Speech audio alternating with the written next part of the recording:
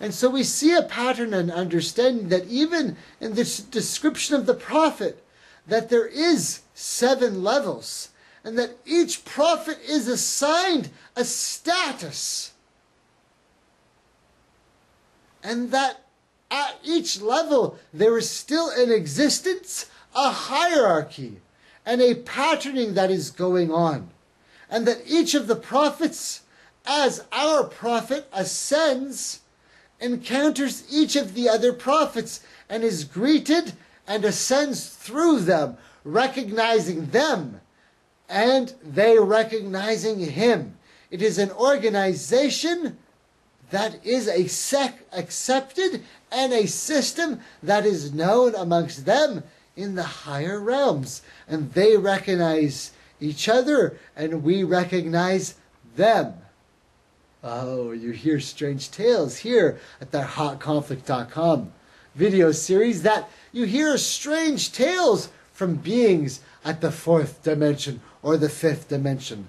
But it's not often that you hear beings sending messages from above that or sending messages up. You get strange messages here, my brothers and sisters. So we see that the prophet goes through this situation, that there is a patterning of 7.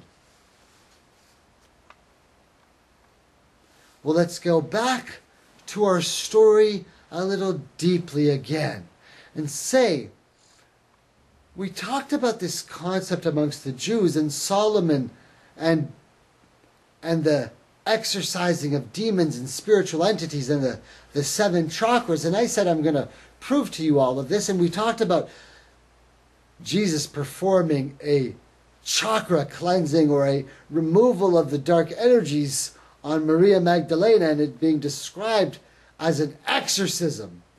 It wasn't at the level of an exorcism. Could say it was Reiki, but it was way better than that, right? Don't want to downplay what Jesus, son of Mary, is doing. Sallallahu alayhi, right? Peace and blessings be upon him. But we're talking about something pretty tripped out here.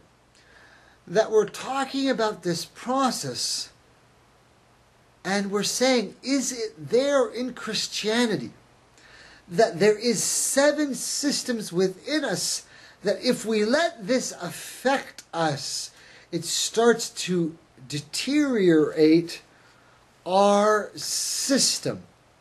That we have levels of degrees of sin, of darkness, that there is a patterning also of 7 of darkness, and that there is degrees of light, and that there are degrees of darkness. That there are 7 deadly sins? Well, yes, of course, there's 7 deadly sins. There's lust, there's gluttony, there's greed, there's sloth, there's wrath, envy, and pride. Right? And if you track these sins and track them with flavors and feelings and the chakra system, you'll see they line up, and you can see how different deadly sins track up with different chakras and activations and different energies, and you can start to see that connection there. And of course, for modern pop culture, gotta give a plug to what? Brad Pitt, Morgan Freeman, and of course the spoiler, Kevin Spacey in 7, tracking the 7 deadly sins. And so you should see this pattern no matter what time you're in, and it's repeated again and again. Where else does it come up?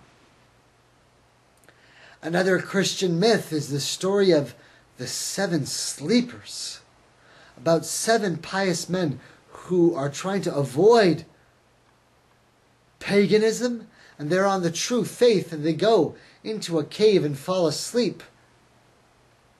And the Jews know this story, and the Muslims know this story. The story of the cave. And oh, my brothers and sisters, oh, Ahl Sunnah who are thinking, does this person know the story of the Sunnah? I tell you, the story of the cave. Is it relevant? 7 sleepers. سيقول 7 وثامنهم كلبهم رجم بالغيب. رجم بالغيب. Some will say it was 7. The dog being their 8th. They don't have any clue about numbers. They don't even know what's going on. Oh, yes, today isn't the day that we talk about caves. Today we're talking about 7. Today isn't the day that we tell the story of the sleepers either. But I'm just saying that pattern is there with the Christian. I know my brothers and sisters from the Jews. What do you care about 6 sleeping Christians? You don't, do you? Oh, yes, I know what we're talking about, don't I, brothers and sisters? And so that pattern is there, even amongst the Jews, even amongst the Christians, and even in the story of Surah Al-Kahf, and the importance of that surah. And oh, my brothers and sisters, I'm telling you, as a commercial for the future, we're going to cover the story of the caves. We're going to be covering Surah Al-Kahf, and the importance of what it means, and the protection and the enlightenment that is within it. We said we talked about the Isra and Mi'raj. We talked about a lot of the different things. But many people are still talking about the Mayans in 2012 and the changing of the sun. We said the sun is a mark of the end of a change, right? And the Mayans are saying that this isn't the end of the world. This is the end of a change. If anybody's listening to us, we're not saying that it isn't the end of the world. It's just the end of a cycle. Okay, well, what is your cycle, my brothers and sisters? They'll tell you it's a cycle of a certain amount of periods and a certain amount of days. Well, they say it's a long count cycle. Well, how many periods is it? 7 periods? No, they say it's a long count cycle. Oh, okay. It's a 12 count cycle. The Mayan brothers are getting very upset. They're saying, no, we're Mayans. Are you not paying attention? We're spiritual beings. It's a long count cycle, we said. Okay. 13, we know, right? We know, okay, 13, brothers and sisters. A long count cycle. So the Mayan cycle is 13 periods of 144,000 days. Ooh. So the Mayan cycle is a 144 pattern. Now, I'm not a Mayan, right? I'm just a son of Adam who follows the Prophet Muhammad. But it's a 13 cycle, 144 pattern cycle. Does that sound like it could have some relevance? Do we believe in numbers? Not necessarily. But when we understand the deepness of their meaning and when they are used, then we say, our Mayan brothers and sisters are promoting a long count 13 cycle by 144 days. Do we promote this from the Quran and the Sunnah in our story? We say yes, we recognize that as a pattern that we recognize. So we've talked about crazy things in our pattern. We've talked about risk being a pattern in our Sunnah that we can understand. We talked about Marilyn Monroe being in our Sunnah. We talked about beings coming from the stars in the skies. And we talked about all kinds of things being from Islam. Well, is there anything left that's not from Islam? Right? What happened?